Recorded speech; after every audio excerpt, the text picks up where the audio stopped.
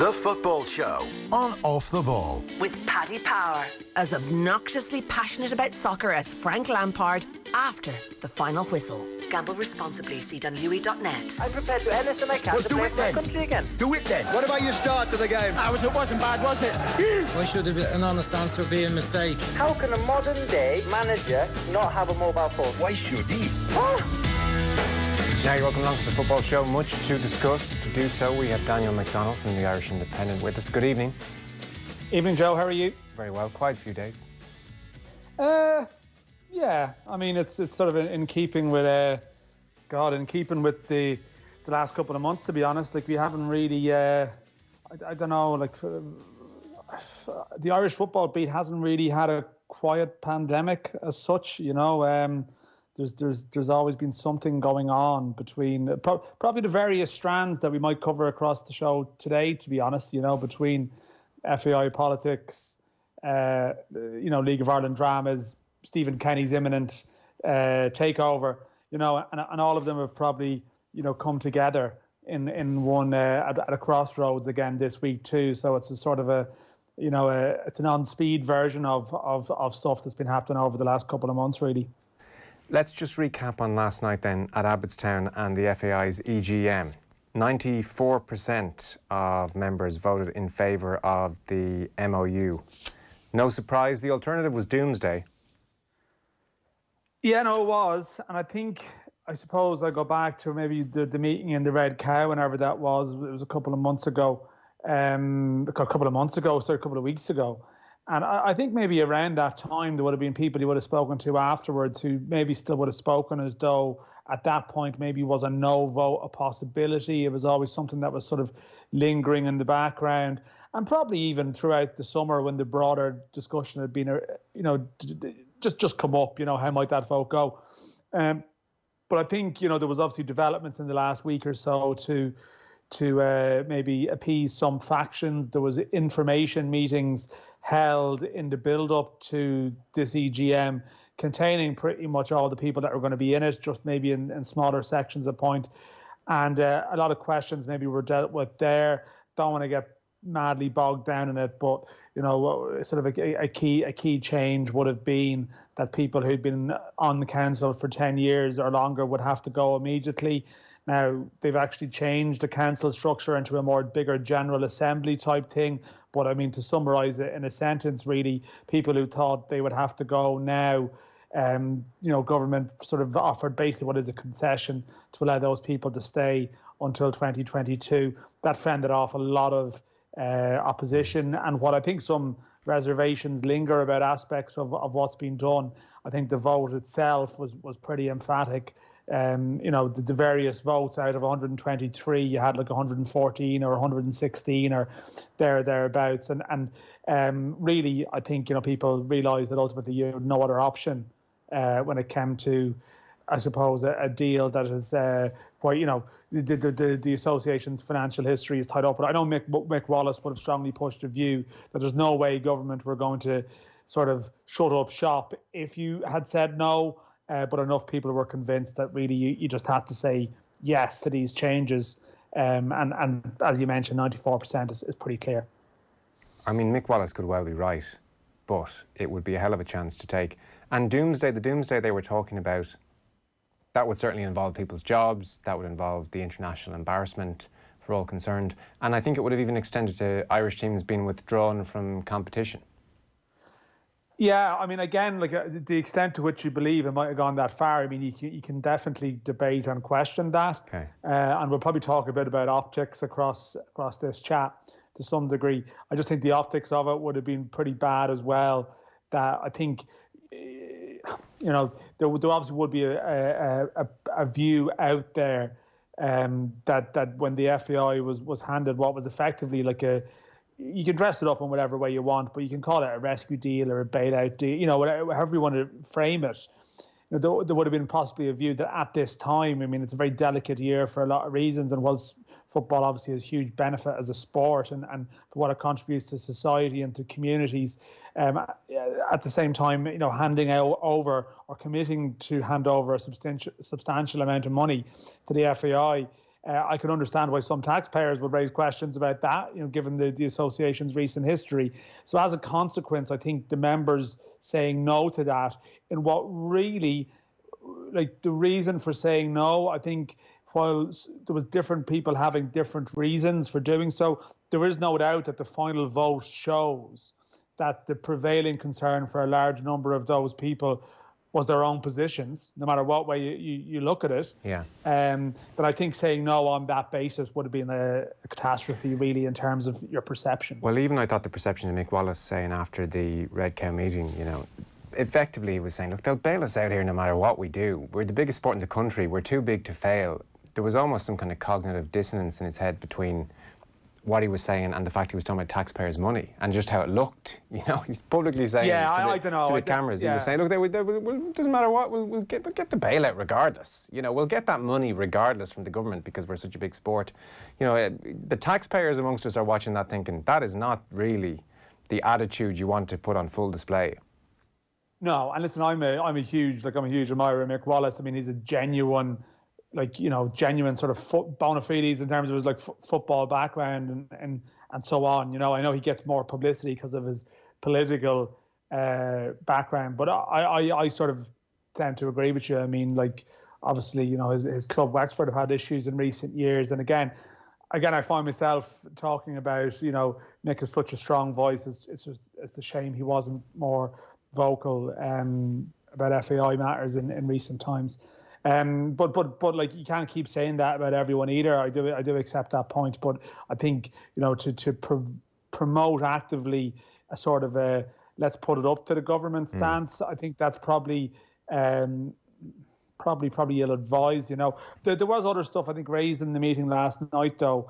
I think there was people raising questions about, say, what assets do the FAI have, and maybe just pushing for a small bit more detail about are these all the cards that we have to play, or do we have a full appraisal of the financial situation here before accepting? And I completely acknowledge the thinking behind asking pertinent questions, and in reality, the one thing about last night, and several people who were at the meeting did say this to me. I say at the meeting, it was a virtual meeting.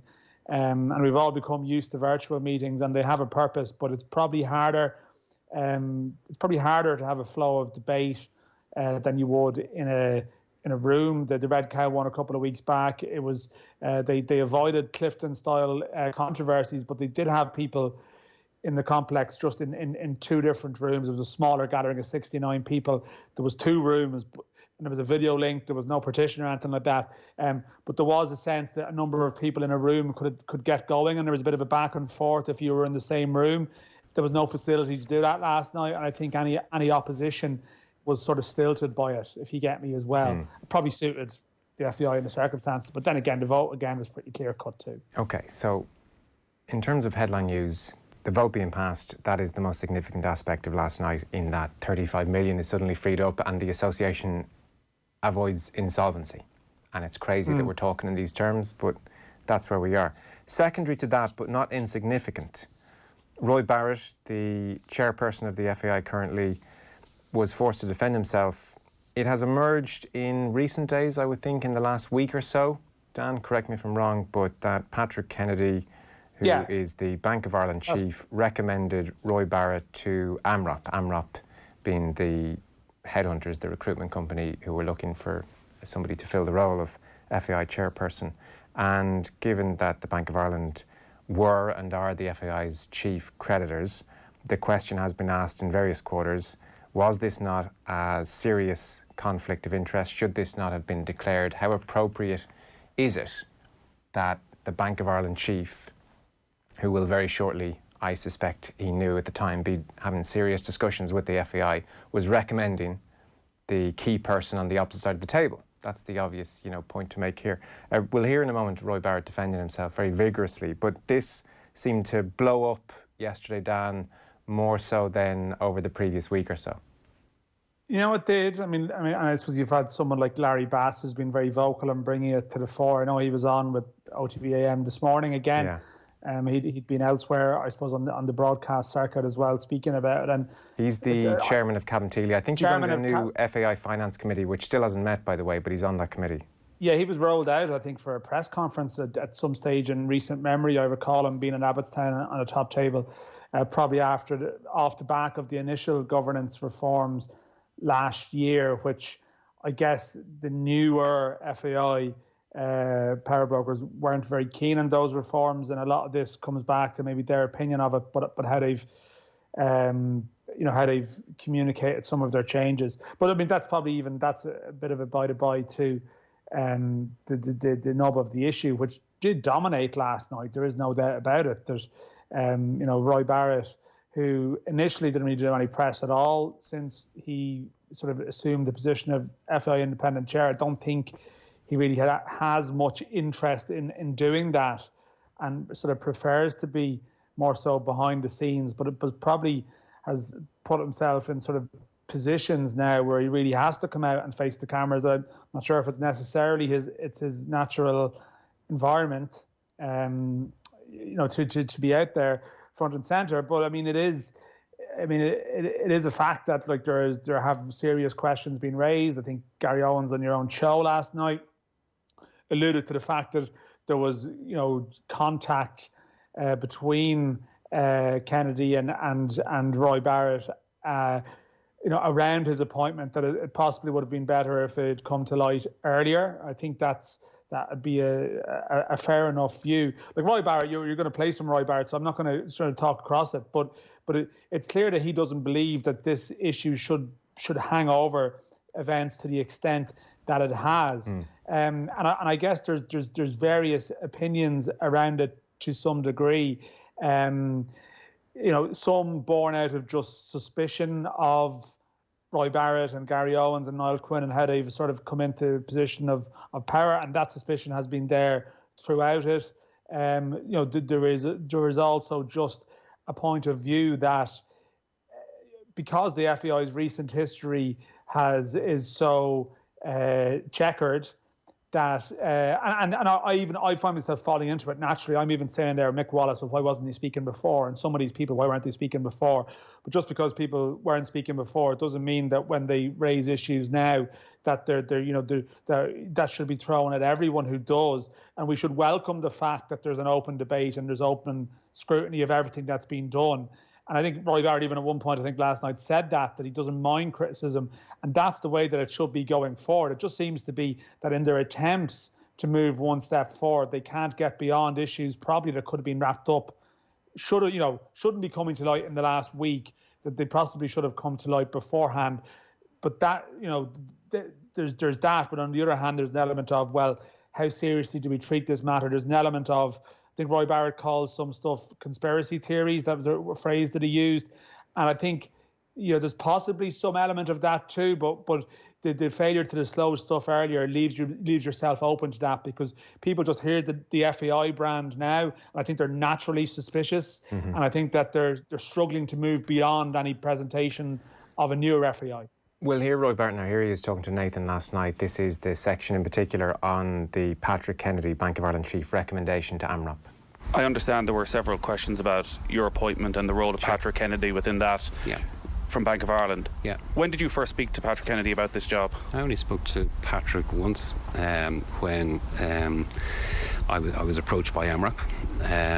And I spoke with AMROP. They told me that a number of people had recommended me, including Patrick. I talked to Patrick after that meeting for about 2 or 3 minutes, and that's what it was. So I think quite a lot has been made of it, and there's a bit of a conspiracy theory around it, but there's nothing untoward in my view, and certainly in terms of my dealing with Bank of Ireland or any other of the stakeholders.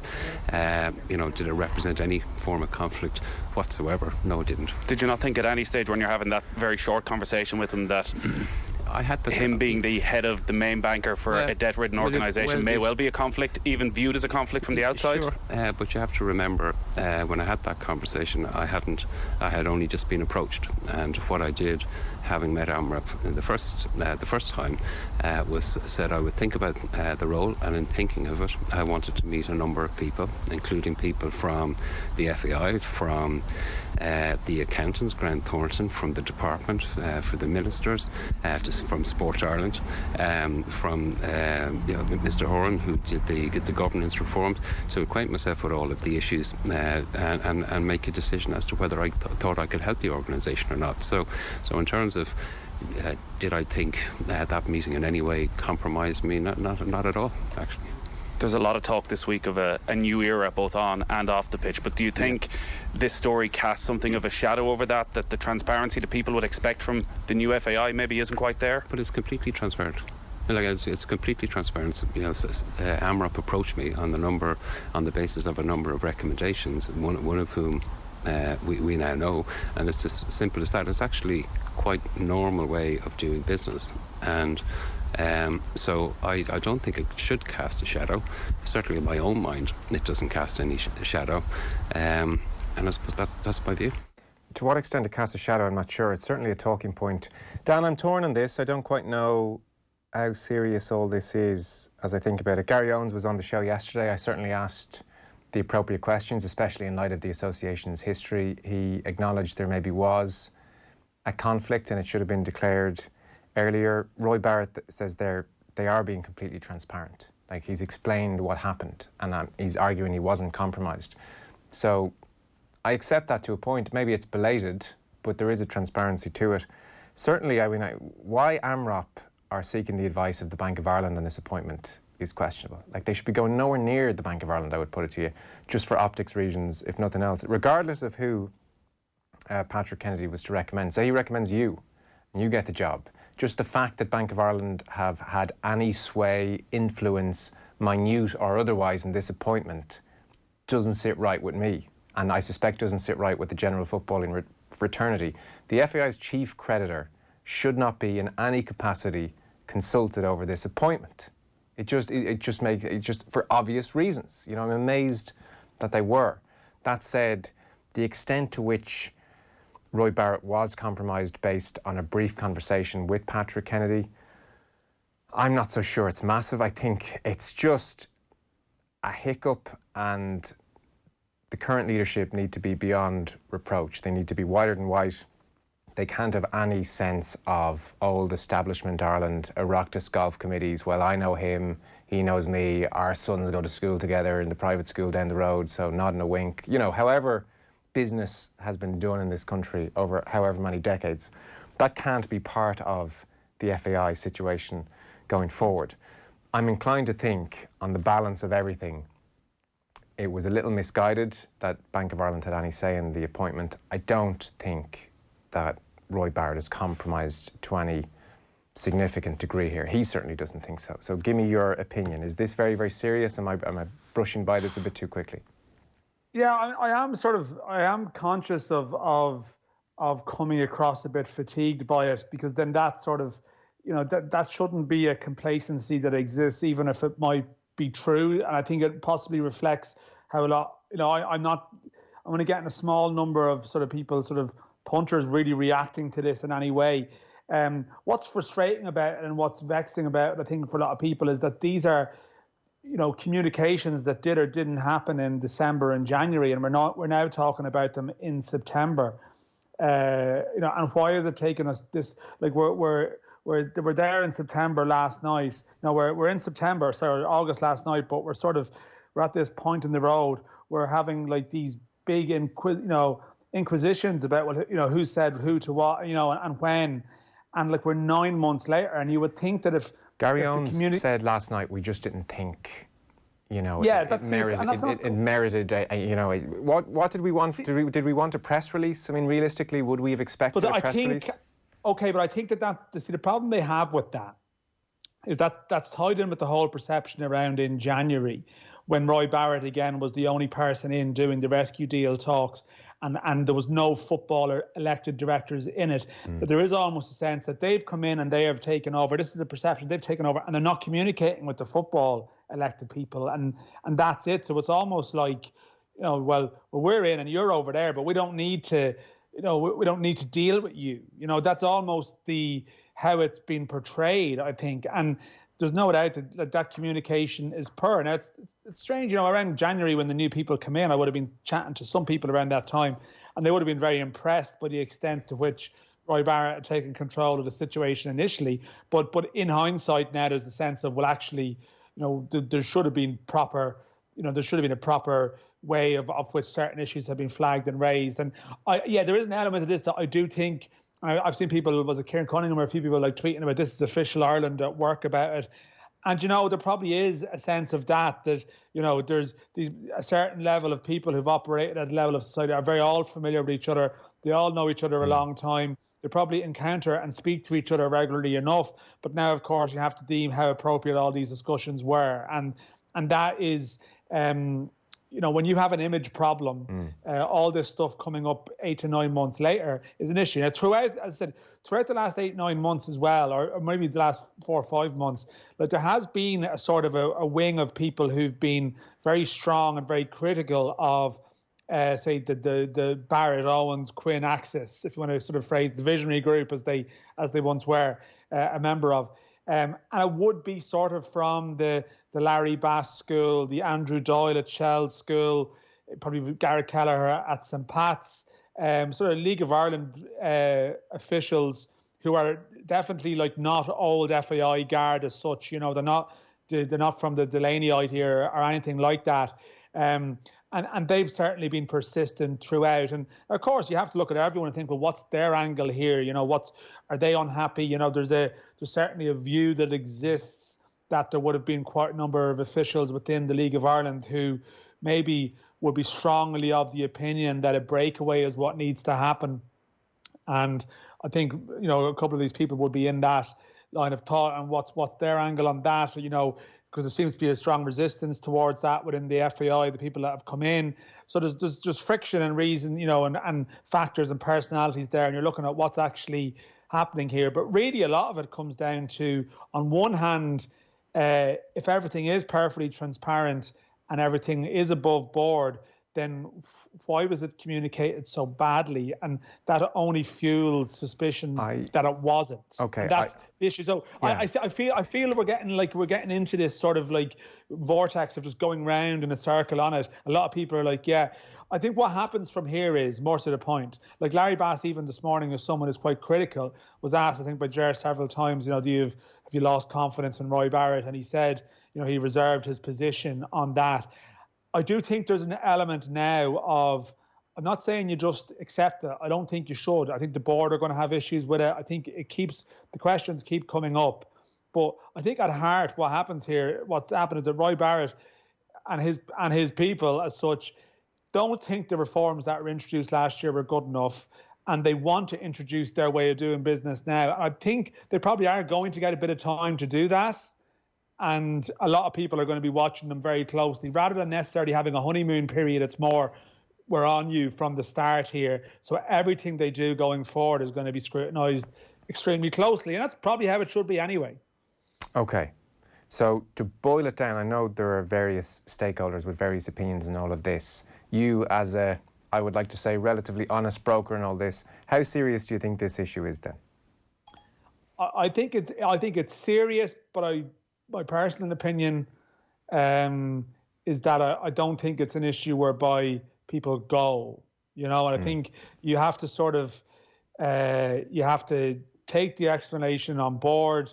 Learn from it. It sounds sort of a trite sort of comment, but just it's certainly like it's got worthy attention, and it should be sort of something that is flagged as an issue of concern. I guess what I'm balancing it against to some degree is like these people compare it to the old FAI. I think Roy Barrett is a lower profile figure. I've heard from people in UEFA who are still probably looking with a bit of amusement at this, but I think he's got off on a reasonable footing there. They do seem to have a reasonable relationship with government, far better than what was there before, really, in terms of constructively getting stuff. The state funding has now been doubled. So I think there's a sense of that you don't just sort of dismiss it, but I think there's a sense of, right, well, there's a strike against you from this point, but what can you actually do? If you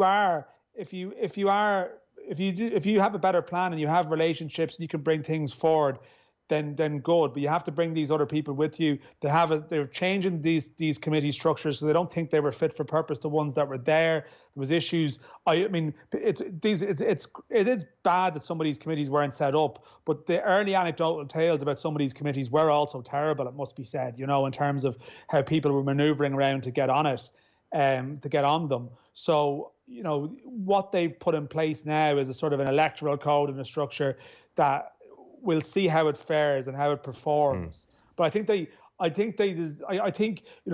what was voted through last night is that there's 6 independent directors on the board going forward.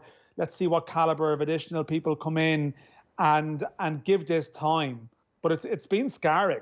There's no doubt about that. But I don't think it should be fatal. One that we sort of, it should be fatal. No. Okay. So that's my opinion. That's just my opinion. Others will disagree. No, but even Larry Bass this morning didn't necessarily come down on that. I just wanted your opinion.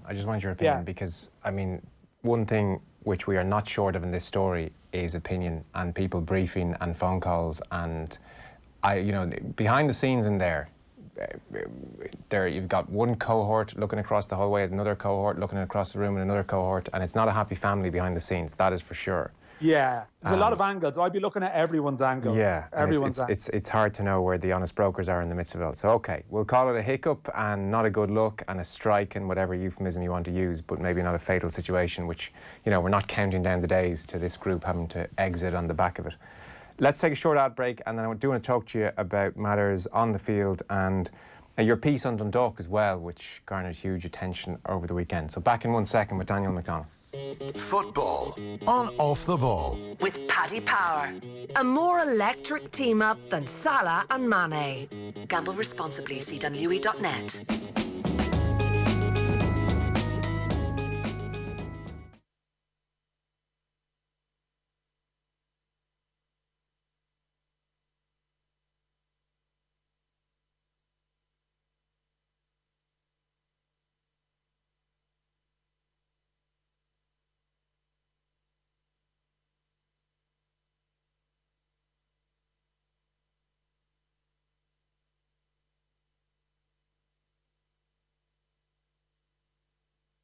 Football on Off the Ball. With Paddy Power. A more electric team-up than Salah and Mane. Gamble responsibly. See Dunlewy.net. Now, welcome back. Dan McDonnell from the Irish Independent still here. Stephen Kenny starting 11. Go. Oh, God. I'm actually going to have to do this for... we always do in the paper on match day. We sort of do a graphic where you put in a predicted 11 or a probable 11.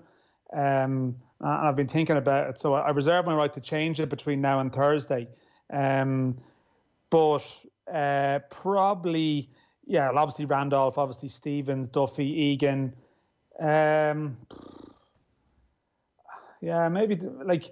Doherty. I think. Yeah, I know. I think it was a Kenny Cunningham saying that. I think it's possible. I think Matt Doherty. I'd be very surprised if Matt Doherty didn't play, and I'd be very surprised if Stephen Kenny played him in a different position. So I guess I am coming around to Doherty as a right full ahead of Coleman. The one niggling thought I have in my head, is that I wonder with these two games, and Stephen Kenny's not a massive rotation sort of manager. He's not been one to do that really, particularly defensively. I don't think he'd be up for changing it. But I wonder, is Bulgaria in some ways being viewed as more of a prep for Slovakia, than maybe the home game against Finland on Sunday. So that's maybe why I'm thinking that it may not be 100% attack as you might sort of expect it to be, because he is far more pragmatic than I think people imagine. He will be bold, but there will be thinking behind it too, and I'm sure the personalities of his coaches will overlap with his thoughts. So anyway, that's probably I think if James McCarthy is fit, he plays. I think Jeff Hendrick certainly plays. So, you're talking, it could well be the retention of McCarthy and then, the retention of Hendrick and Conor Harrahan around McCarthy, with McCarthy in the middle of sort of that midfield three. And then front three, it'll be Adam Ida or Shane Long as the 9. Probably... I wonder, would he gamble again? I'm trying to think, would he be more would he gamble on the young lad for the home game? But maybe he might try Ida away with James McLean left and on the right maybe Callum Robinson. I think Callum O'Dowd is in with a chance, and I think Aaron Connolly, he just might pick Connolly in the home game. That's just a feeling that I potentially have. There was a press conference he gave a while back. I can't even remember which one it was, where he was speaking about Aaron Connolly, and like he definitely would have a view that when Aaron Connolly plays on the left of the front three, that he shouldn't, like he won't have the defensive responsibility. He actually said you wouldn't expect him to be getting back and behind your fullback, as in defensively, like you would James McLean. And I think that on that left-sided position, I think it's going to be McLean or Connolly. And, you know, the nature of the opposition, how their fullbacks operate, maybe might dictate the choice from game to game. So that's how I think. I'm wondering for the away game, might it be McLean? McLean, Ida, Robinson maybe, but it could just as equally be Connolly, Long and O'Dowd or something, you know. I think it's open enough, and that's the interest, that we have options to debate. Okay. You've obviously been a close observer of Stephen Kenny for a long time. I'm curious, Dan, now that we're seeing him here in game week, he seems to have got off to a very assured start, but just by dint of human nature, we might all be slightly different if we were speaking to the League of Ireland journos that we see every Friday night in terms of our openness and how relaxed we are, as opposed to if we were sitting at the head of a table and the national newspapers are all there and what we say is going to be big news. We might all adjust slightly. Are you seeing different Stephen Kenny to the one you might have seen at under-21 level or League of Ireland level? Well, I mean, I think the League of Ireland journalists are the national newspaper journalists, really. So that's not, and it's not like there hasn't been a dramatic difference so far in terms of that, in terms of the profile of people that he's encountering. I'm more so mean when he's looking at the group in front of him, he knows that what he's going to say is pretty much nailed on to the back pages of the national newspapers, and if it's explosive enough, front pages. You know, as opposed to if he's talking after Dundalk have won their 5th game in a row and it's another, 3-0 I get that, win. yeah. I know, I get that, but I just think, like, honestly, like, some people are thinking too much about that side of it. You know, I think I did a piece ages back that I said that I'm not actually disagreeing with your point really, but it's more like, that Stephen Kenny's been hired to be Stephen Kenny. I keep making this point, and there was stuff like the people behind the scenes in the FAI were like worried about his communication and all this sort of stuff, like, as though. Put it this way. He doesn't do a 2-page spread with Paul Kimmage if he's still the Dundalk manager. There's a different.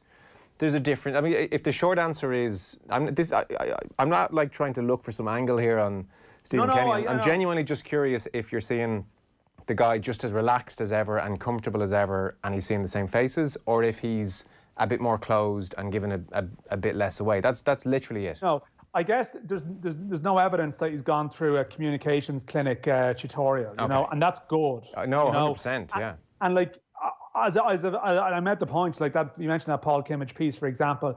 I think it's not so much Stephen Kenny that will change and be the issue. I think the issue might be how people who don't know him will interpret his movements. And those who've covered Kenny for a long time are very well aware of what are basically eccentricities at time in terms of how he can handle media stuff publicly. And I think when everyone is watching it, and they might at times see what a softly spoken answer or a long pause or a silence, and it might be interpreted as, oh, he's feeling the pressure with this scenario here. I would make the point that, in the most relaxed environment of all time, a 5-0 win against Cove Ramblers or something, you could get the same pause and stare at times when you least expect it. Like, for all that people talk about the sort of that the media are very well disposed towards Stephen Kenny, there's never actually been like a chumminess in the relationship. I think maybe back in the day, Brian Kerr would have been very close to, say, members of the media through the underage days and stuff like that. But like Stephen Kenny, like there's a like huge swell of goodwill towards him. But he's always, to my mind anyway, like, he's always known when to keep a certain distance. And yeah, okay, you can speak to him and you can call, like, to do, when you're a League of Ireland manager, you can call someone for team news. It's obviously very different when it's, it's international. But he's never been someone that's been that type of matey type character, if you get me, So I think he's always carried himself in a slightly different way to most others. And I think those who covered the beat for a long time will spot and recognise that, and will note it. But it's more how actually, God, I'm almost saying you guys, but I'm saying like sort of the all of a sudden the presenters who have to digest his every word very naturally. It's how they interpret some of that is going to be more of a talking point, because at times he may seem hurt and sort of taken aback by something when that he just has a different way of interacting. But he's been very positive, like this week, very assertive. I think he's taken he's answering questions in the same way that if you ask him, I think Nathan might have said this the last couple of days, like if you ask a football question, you'll get a football answer. And I think people will find that refreshing if things are going well, that's for sure. So that's Thursday, and we'll obviously be talking about that game and the Finland game in depth. Before we go, your piece in Dundalk has garnered a huge amount of attention. There's a lot in it, clearly. So really, to sum it up, and you can take it where you want to take it, Peak Six have been owners now for 3 years, and increasingly Bill Hulser, who's the... Hulsizer, I believe, is the official... right. He's the father of Matt, the co-founder of Peak Six. So increasingly he's been a presence at the club. And he was appointed chairman in December 2019, you point out in your piece. And initially you might look at his presence increasingly at the club and the interest of Peak Six as a good sign, as opposed to absentee owners who don't give a damn how anything goes. They're hands-on and committed and interested. But it would seem, especially of late, that there is, well, rancour behind the scenes, discomfort. They're not overly impressed, various players or people who've been part of the management team, with what Peak Six are bringing to the party here.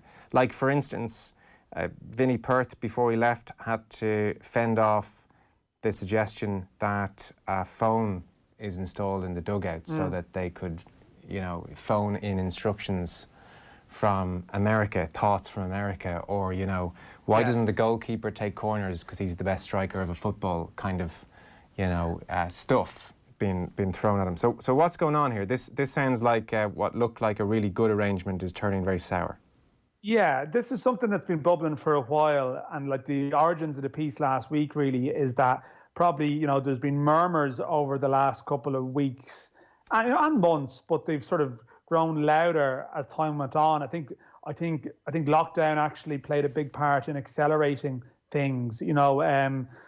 Like when we almost go back to Stephen Kenny. I mean, Peak Six, again, like they're a sort of a very successful private equity firm who actually do well. They, previously, they were quite resilient in the recession a decade ago. The people involved, and even now, like the company is trading, extremely strongly, I'm told, by all accounts. And some of the, any losses they have on Dundalk, I was told, was someone pretty well connected. That could be half a day's shares on one of their better buys. So I mean, it's not. They're obviously thriving in their own way. What's basically happened here? Like, yeah, Peak Six took over the club on account when Stephen Kenny was there, off the back of the European success, and over the last sort of, say, 2 years or so, Peak Six would have had, they would have hired various CEOs. They would have had employees of Peak Six who would have been, over and back on the ground doing their stuff in Ireland. I would have been on European trips last year. There would have been Americans on the flight with the team. They're very much keeping an eye on things, on data, and becoming more and more involved. But what's happened over the last year is like a gradual stripping away of that, and this very bizarre scenario where this quite high profile investment in an Irish sense has gone, like all the various buffers that were there between the owners and the club in Ireland, a lot of them have steadily left and departed for various reasons, and we've ended up in a situation where the father of Peak Six's founder, Bill Hulsizer, who is not a Peak Six employee, he's not Peak Six, he's been appointed by Peak Six to be the chairman of Dundalk, but actually is a family connection rather than being, say, a Peak Six person, has become more and more involved in the day-to-day affairs of the club. Now, he was around last year. He wanted them to boycott the FAI Cup final over a suspension issue. But at the time, there was people around, and there was more a sense of, well, he's really involved. He's very enthusiastic. A lot of the observations about Gary Rogers, the goalkeeper, should take corners, and you know, why don't you have a special code word that you all charge, you know, out of nowhere, you know, for a couple of minutes, because when they conceded the last-minute goal in the cup final, they all went up from this restart and scored. And he was wondering, why don't you do that in general play? A lot of that stuff is more innocent cultural differences stuff, people just asking questions out of interest. But when all of those buffers start to leave, and you have a situation in 2020 where all of a sudden this person is now the main point of contact for people within the club to discuss transfers, to get stuff approved, signed off, it's become more of a problem, and it's become more pronounced. And as a result now, the suggestions that were sort of a bit wacky before are now part of like day-to-day policy discussions. And that is how the club has basically started to go off the rails. People there feel somewhat helpless, because before they would have had intermediaries there that they could go to, whereas now I just think there's this comfort around, well, this is the father of the owner of the company who pays all the bills, and it's just become awkward, and it wore down people that were there. It was a big factor in the end of Vinnie Perrett's days. There's a whole debate around maybe should he have been stronger initially in terms of laying down the ground rules. I think that's a valid talking point. But either way, we've got to a scenario where it's just gone absolutely silly. And it's caused massive upheaval. And more to the point, whatever about the managerial stuff, people who are volunteers on the ground, people who've poured their heart and soul into the club, have been integral figures of the success under Stephen Kenny, and building the club up from nothing. They've all started to walk away gradually because they just can't handle it anymore. All the distractions, all the queries, some of the stuff, I've touched on the piece around individual games. They nearly ended up playing like under 19s in an important league match because they were hung up on playing a friendly against Celtic for prestige reasons. And like the Dog probably aren't going to win the league now. And that has implications for them going forward.